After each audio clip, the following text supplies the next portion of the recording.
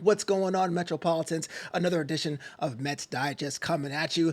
Flobo Boys here, and I'm rocking with you because, listen, the trade deadline is a mere few days away, and there's a bunch of moves the Mets have to do to put themselves in contention, and a report reveals that master plan. But before we get into that, thank you so much for making yourself a part of the channel. We launched this a couple days ago, and we're building a community. We need your help. Check a look at that watch time marker right there. That tells me that people are coming by, watching the content, and not subscribing. Why would you do that? Do us a favor, hit that subscribe button so you know exactly what's going down in the world of the orange and blue. I don't know about you, but I'm feeling pretty good these days. You know what I'm saying? I mean, look, as I record this, the Mets are 5 games above 500, and we did that by sweeping the Yankees in the Subway Series. Life is grand for a bunch of reasons. One, people are understanding that Francisco Lindor, as far as I'm concerned, is my captain, is doing pretty well for the team. But more importantly, is kind of settling the debate of whether or not we're going to be buyers or sellers, right? Everyone's like, what are we going to do? What was the whole plan? About a week and a half ago, we didn't know. We were kind of like, oh man, if the Mets do some cool things, they may be able to do so. No, it's going to happen. I got to give a credit to a lot of people who made that possible, and namely, the president of baseball operations there, David Stearns, is taking a philosophy to heart, to able to move with many parts that he had to build on his own and inherit. And I think that's the most important thing. The inherited contracts and situation of the team is going to influence his first deadline. And I know, if you ever ask anybody, what do the Mets need, right? What do we need for the team? Pitching. I had a video a couple days ago saying about upgrading our outfield, and people were like, what are you talking about? We need pitching. Pitching is the number one priority. And I go, yes, we do. But if you think about the contract situation, the personnel situation that we have right now, then you pretty much would understand what I'm talking about as far as plugging the holes. In fact, The Athletic released a report today. If you're not a subscriber to The Athletic, it's a paywall service. I agree. You should check it out. It's really cool. They released a report today about the contract situations of some of the players. And that will tell you tellingly what we need to do to fill in the back half of this season to ensure 2025 is on pace. Remember in 2023 when the big sell-off happened, moving Scherzer and Verlander. By the way, we're still on the hook for combined almost $60 million of those contracts next year. Oh man. There was talk about a holding pattern in 24 and being competitive in 25. And on paper, that's exactly what they did. They got a lot of one-year contracts going into this year. They're coming home to roost. Let's take a look first at the pitching situation.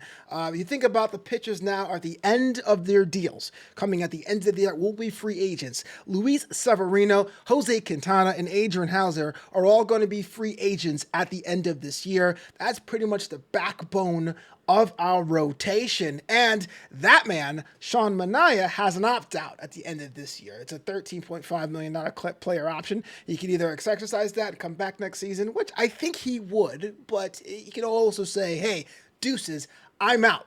And that's something you have to replace. Kodai Senga is coming back. We really don't know how the path of return for Christian Scott, if he so chooses, will be for the team. But those are holes that they're going to have to fill. So starting pitching, number one, is something we have to look at for the end of this year and next. And on the reliever side, you had Adam Ottavino, who got brought back on that reduced year contract this well. And of course, Drew Smith and Brooks Raley, who are currently on the injured list, but they're also at the end of their contracts as well. That is up to 7 bodies that may need to be replaced, that may need to be improved upon. So we're going to see a lot of these transactions are going to have those pieces in play as well. Starting pitching and our bullpen and our reliever core is definitely important. We talked about the process of Crochet. We talked about Mason Miller, which as I record this is had a little bit of a mishap after celebrating so hard. He injured his pinky. Hopefully he's day to day because it was his non-throwing hand. But definitely you got to look for pitching help as well. But it's not just that. It's also the core of the bats as well. So JD Martinez is also on a 1-year contract, and it's kind of a hard decision you're going to have to make. Do you extend JD Martinez? Here is someone who is advanced in his age, is pretty much regulated to just being solely a DH. I mean, he really can't play another position due to his injury history and his age, really.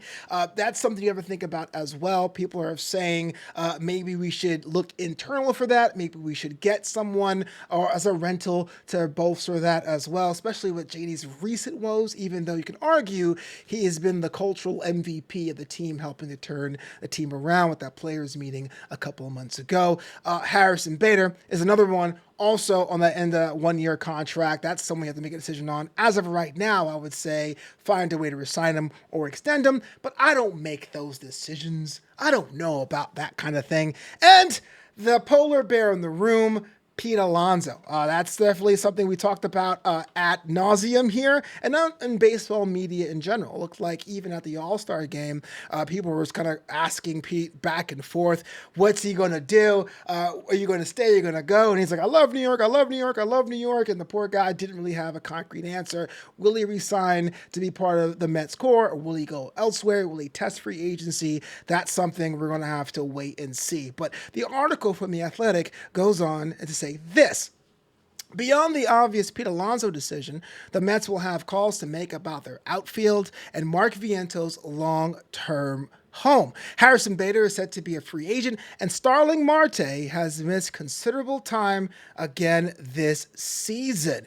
Vientos has a run with a job at third base, but he could also be an option at first base if Alonso departs this winter. Again, I don't think it's the case, but you have to consider all options. Or with a DH with JD Martinez set to be a free agent as well.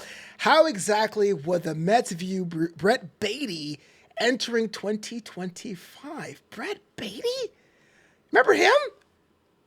I was like, yeah, because there was a whole big time where Brett Baty was going to be the third baseman of choice. So let's take a look at this. Brett didn't really have the best year this year. In fact, he was sent down to AAA Syracuse, and Mark Vientos was really coming to his own as the fourth or fifth offensive option. But if you're not going to move him, or if you're not going to ship him, or not going to trade him, that's still a healthy hand. You can really fill up the infield if Alonso goes, if Vientos moves to first, or you can probably have him audition at DH as well. So, now that I mentioned all of that, with the pitcher core and some of the key offensive pieces still up in the air at the end of this year, you could probably see what's going to be on the shopping list, right? We have an idea for long relief people, especially our bullpen has been kind of shaky if they're not been injured. We have some aging options. Remember, Adam Ottavino hasn't really pitched a high leverage situation in a while. There are some free agent bats out there, especially in the outfield core. We talked about Jazz Chisholm on this channel. We talked about Luis Robert on this channel. And of course, there's always been rumors and rumblings about Randy Arozarena as well. I'm not sure what you think about having those in the orange and blue. You let me know in the comments below. But you can also see that it's not just one piece. I do think, even though it looks pretty much solid now, with so much money we have tied up in other contracts, so-called dead money, with some of the people we shipped off for prospects in 2023, we won't have as much to maneuver. I know you're probably saying, Flo Pizza, we got the richest owner in sports. What are you doing? Write that check. That's not sustainable. And I know that because across the way in the Bronx, the Yankees being the firm owner of 4 L's against the Mets this season, their front office is saying that too. Their payroll is top 5 as well, saying, look, the money is great. We have the money.